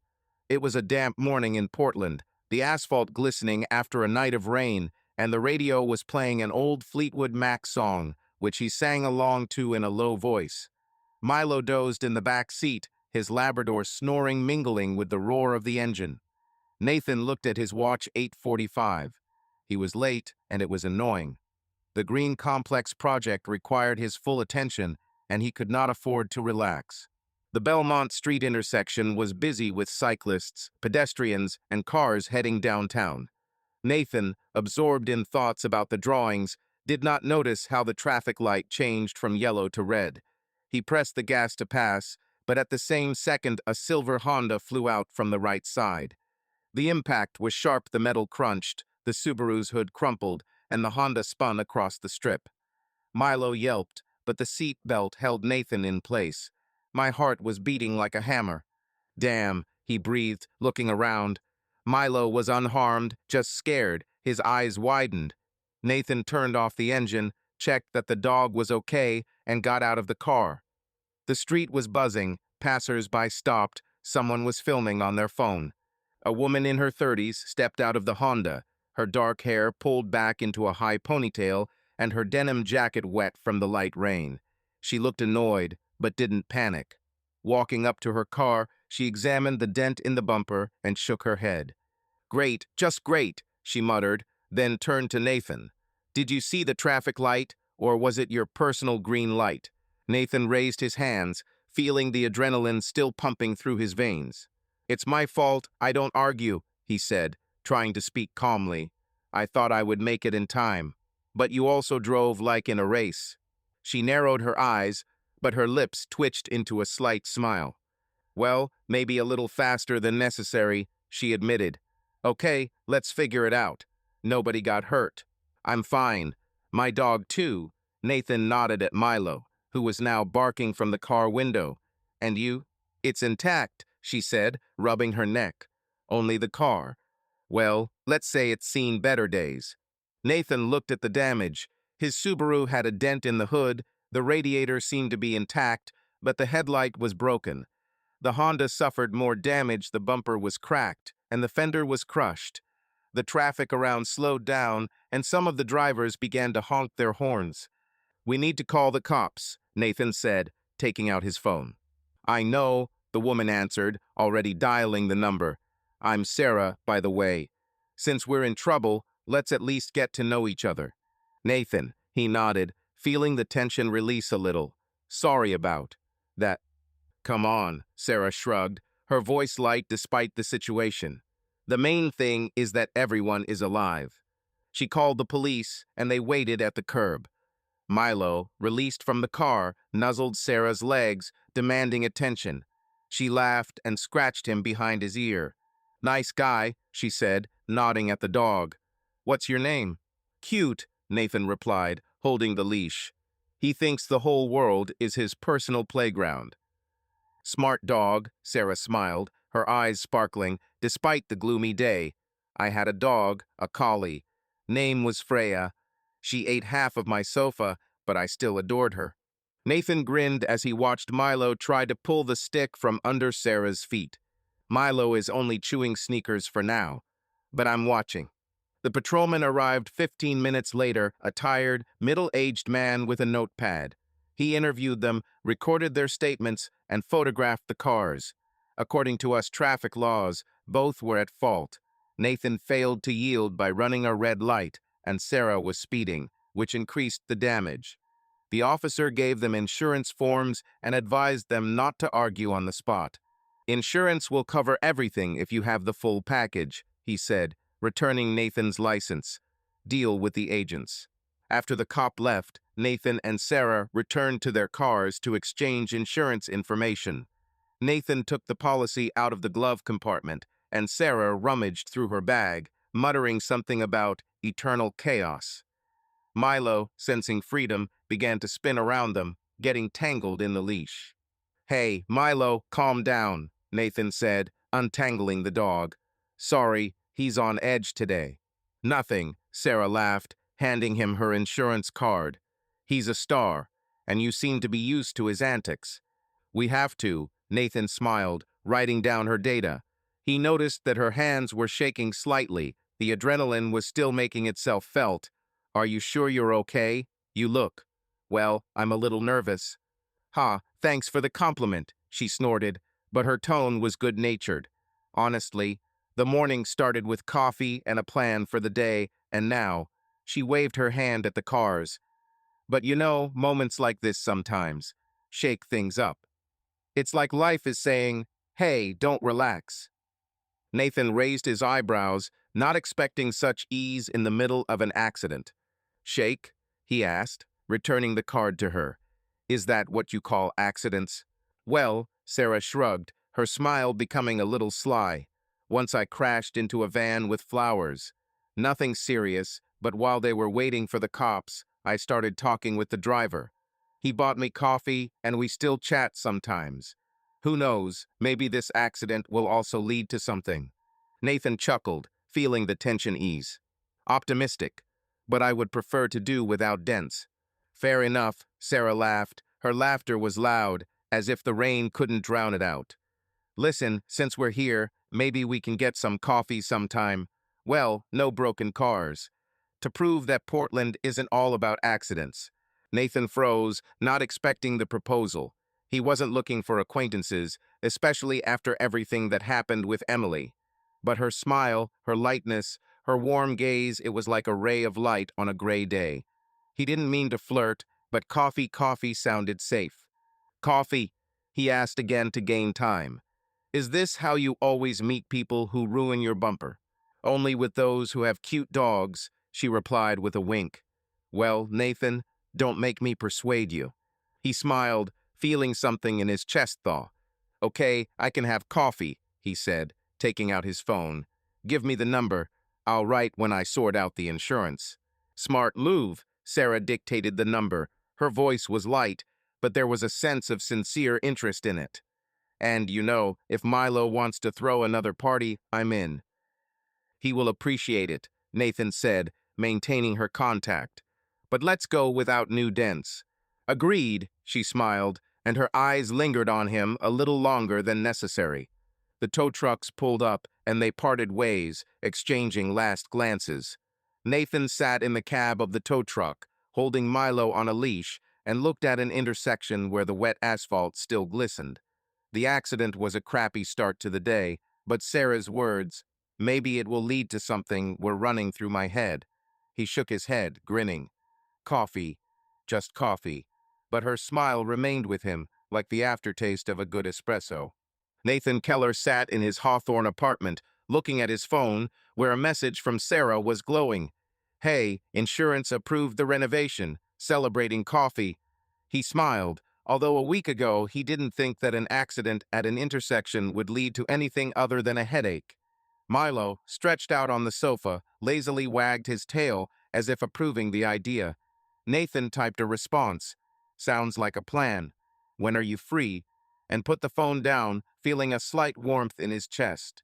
This wasn't a date, he told himself. Just coffee. But after months of loneliness, even such a small thing seemed like a breath of fresh air.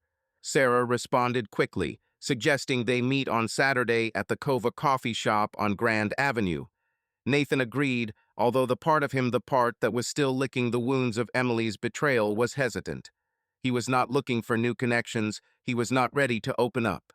But Sarah, with her easy smile and jokes about life, seemed safe. She didn't press, didn't demand anything other than conversation, and that was what he needed now. Their communication began with short messages about insurance. Nathan wrote to her a couple of days after the accident to clarify the details of the repair, and she replied sarcastically, "My Honda is now officially disabled. How are you?"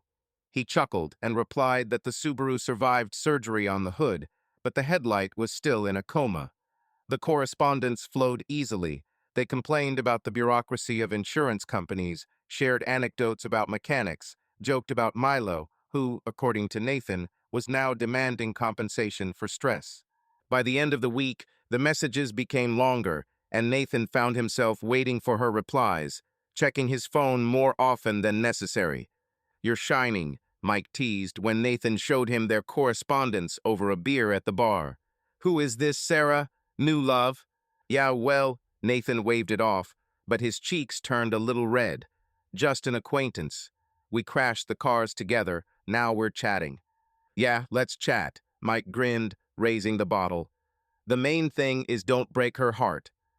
Nathan rolled his eyes, but Mike's words stung. He didn't want to break anything, and I certainly didn't want it to be broken. On Saturday, Nathan arrived at Cova a little early, ordered filter coffee, and took a table by the window. The coffee shop was quintessentially Portland: wooden tables, tattooed baristas, the smell of freshly ground beans. Outside the window, passers-by were wrapped in scarves. December had crept up unnoticed, and the air smelled of snow, although it was far away. Nathan nervously fiddled with the edge of his napkin, feeling like a schoolboy before his first date. "This is not a date," he reminded himself. "Just coffee." Sarah walked in at 10:05, her dark hair down and looking relaxed, but not casual, in jeans and a sweater. She noticed Nathan, waved and smiled the same warm smile that she had at the intersection. "I'm not late, well done," she said, sitting down opposite him. "I was afraid you'd decide to run a red light again." "Ha, learned from bitter experience," Nathan replied, feeling how her lightness relieved the tension. "What are you taking?" "Oatmeal latte," she said, nodding toward the counter. "But first, admit it, has Milo forgiven you for the accident? He demands a triple portion of food, but I think we can agree." Nathan smiled and Sarah laughed. Her laughter was like the ringing of a bell. She ordered coffee and they started chatting, first about cars, then about Portland, how winter makes the city cozier but also lazier. Sarah told about a school experiment where her students tried to grow mold on bread, and Nathan shared the story of how Jack, his foreman, once got stuck in an elevator with 2 bags of cement. The conversation flowed naturally, without awkward pauses, and Nathan found himself thinking that he had not thought about Emily for half an hour. "Listen," Sarah said, sipping her latte, "I was thinking. We had a good time smashing cars together. Maybe we should try something less destructive, like a walk with Milo." Nathan raised his eyebrows, but her tone was so light that he didn't feel the pressure. "Walk?" he asked again. "Milo will be delighted, but I warn you, he loves to dive into puddles." "I'll survive," Sarah grinned. "How about Laurelhurst Park next Saturday? If you're not afraid that I'll take your dog away." "Try it," Nathan said, and his smile grew wider. "But he's loyal to me, as long as there are cookies." They agreed, and Nathan felt something inside him thaw. It wasn't love, it wasn't romance, it was just friendship that began with jokes and shared experiences. And that was enough. A week later, they met in Laurelhurst Park. The morning was cold but clear, and the leaves crunched underfoot. Milo scampered through the grass, chasing squirrels, while Nathan and Sarah walked along the path, holding paper cups of coffee. Sarah was wearing a warm jacket. Her cheeks were pink from the cold, and she looked alive. Not like Emily, whose beauty was polished, almost inaccessible, but like someone who wasn't afraid to be herself. Did you ever think that an accident would lead to a walk in the park? Sarah asked, watching Milo dive into a pile of leaves. Honestly, no, Nathan said, holding the leash. I thought it would just be another bad day. But you know how to find meaning in it. Well, she shrugged, her voice becoming a little more serious. I learned. After the divorce, I had to. Otherwise, I would just drown in self-pity. Nathan looked at her, feeling her words resonate. He hadn't planned to open up, but something in her tone honesty, without a hint of pity, pushed him. Divorce? He asked carefully. If you don't want to, you don't have to tell me. Yes, okay, Sarah smiled, but a shadow flashed in her eyes. My husband, my ex-husband, Dan, cheated on me. With a colleague. I found out when I found their messages. 5 years of marriage, and the dog is down the drain. Nathan nodded, feeling his own pain rise to the surface. I understand, he said quietly. I have. A similar story. The wife, her boss, I saw them together. This, he hesitated, searching for a word. It's like a knife. Exactly, Sarah looked at him, and her gaze was full of understanding. It's like you've been cut open and you have to pretend that everything is fine. But do you know what helped? Do something. Go hiking, teach children, even just have coffee with someone who doesn't look at you with pity. How is it now? Nathan chuckled, but his voice was warm. Exactly, she winked, but then became more serious. You don't have to be okay, Nathan, but you are moving forward. This is already a victory. He didn't answer, but her words settled in him like seeds. They continued their walk, chatting about little things, how Milo once stole an entire pizza, how Sarah accidentally set the kitchen on fire while trying to bake cupcakes. But behind the ease of conversation, there was something deeper, a mutual understanding born of similar scars. That evening, Nathan sat in the apartment playing his guitar while Milo dozed at his feet. He thought about Sarah, about her laugh, about the way she talked about her divorce without bitterness. She didn't try to save him, didn't pretend to be a hero. She was just there, and it was. Right, he opened his phone and texted her. Milo says you passed the walking test. Shall we repeat? She replied a minute later. Only if Milo shares the cookies. When? Nathan smiled as he felt a friendship new, fragile, but real beginning to grow. He didn't know where this would lead, but for the first time in a long time, he was curious to find out. Nathan Keller walked along a path in Mount Tabor Park, feeling the Portland autumn wind ruffling his jacket. Sarah walked nearby, her dark hair flowing, and in her hands she held a paper glass of coffee from which steam rose. Milo rushed ahead, chasing fallen leaves. His Labrador energy did not fade even a year after all the changes. Nathan looked at the dog, at Sarah, at the golden crowns of the trees, and for the first time in a long time he felt in his place.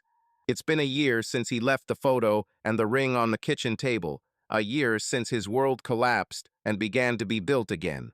Sarah was talking about something about a school experiment where her students were trying to grow bacteria in Petri dishes, but Nathan only listened with half an ear, smiling at her enthusiasm. Their friendship, which began with an accident at an intersection, grew into something more, not a stormy romance, but a quiet, warm connection where each knew the scars of the other. They met for coffee, walked with Milo, watched old movies, and somewhere in between these moments, Nathan realized that he was falling in love.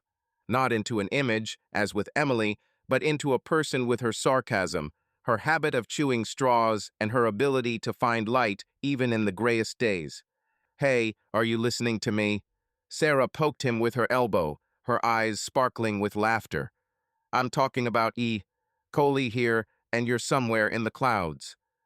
Guilty, Nathan grinned, straightening Milo's leash. Just. A good day. I don't want to spoil it with bacteria. Is it a good day? She narrowed her eyes, but her smile was warm. Are you talking about the weather or the company?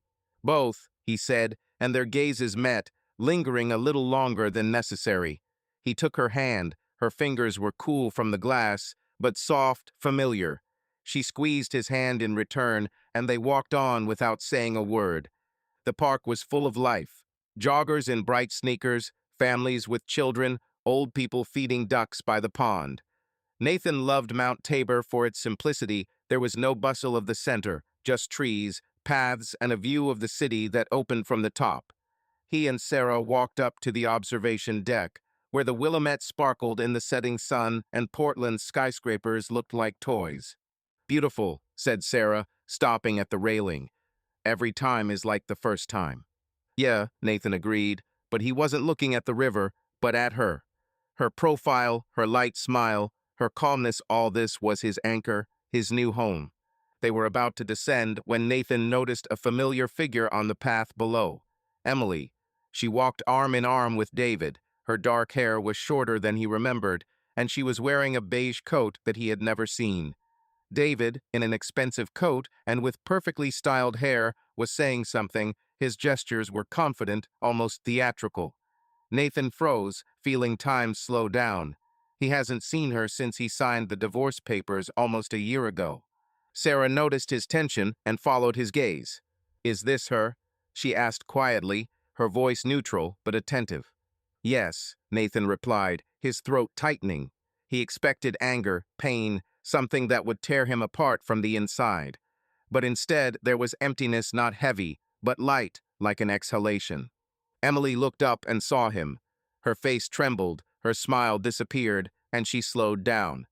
David, noticing her reaction, looked at Nathan and his lips curved into an arrogant grin. He nodded, as if greeting a subordinate, and whispered something to Emily. She shook her head, her gaze darting to Sarah, then back to Nathan. The awkwardness in her posture was almost palpable. "Shall we go?" Sarah asked, touching his hand. Her voice was calm, but there was support in it. "No," Nathan said, and his voice was firmer than he expected. "Let them go." Emily and David moved closer, and Nathan felt Sarah squeeze his hand a little tighter. Emily stopped a couple of meters away, her fingers fiddling with the strap of her bag. "Nathan," she said, and her voice was quiet, almost fragile. "I didn't expect to meet you." "Me too," he answered, looking into her eyes. Her face was familiar but foreign, like a photograph from an old album. "How are you?" She hesitated. Her gaze slid to David, who stood slightly behind, arms crossed. "Okay," she said, but her tone was strained. "You look good." "Thank you," Nathan nodded, feeling Sarah's words from their walk echoing in his head. "This is Sarah, my girlfriend." Sarah smiled, but her smile was reserved, polite. "Hello," she said, and her voice was warm, but not too warm. "Nice to meet you." Emily nodded, but her eyes lingered on their clasped hands. David cleared his throat as he stepped forward. "Nathan, right?" he said, his tone condescending, as if he were talking to a waiter. "Long time no see. Still building your houses?" "Yes," Nathan replied, without looking away. "Are you still," he paused, "in charge?" David chuckled, but his eyes were cold. "Something like that," he said, placing his hand on Emily's shoulder. "Let's go, Em. We have plans." Emily looked at Nathan, and something flashed in her eyes, regret, shame, but she nodded and followed David. Nathan watched them leave, expecting a flash of anger, pain, something that would remind him of the past. But there was nothing, only relief, light and pure, like the wind over a river. "Are you okay?" Sarah asked when they were alone. Her voice was soft, but not intrusive. "Absolutely," Nathan said, and it was true. He squeezed her hand, feeling the warmth of her fingers. For the first time in a long time, yes. They walked down to the river, where the sunset painted the Willamette orange and pink. Milo ran ahead, his tail swinging like a metronome. Nathan stopped, looking at the water, at the reflection of the city, at the sky, where the first stars were breaking through the clouds. He remembered how a year ago his life was ruined: Emily's betrayal, divorce, emptiness. But now he stood here, with Sarah, with Milo, with a project that was growing in the southeast of the city, with a guitar and a camera that gave him his voice back. Divorce didn't break him. He gave him a chance. "What are you thinking about?" Sarah asked, leaning against his shoulder. Her hair smelled of vanilla and coffee. "That I feel very good with you," said Nathan. She looked at him, her eyes sparkling in the sunset light. "Sounds good," she said, and her smile was like a promise. Nathan hugged her and kissed her. Subscribe to our channel so that your love doesn't cheat on you, and go ahead and listen to the next story, because this story is nothing compared to the next one. If you're under 18, don't even think click to the next one.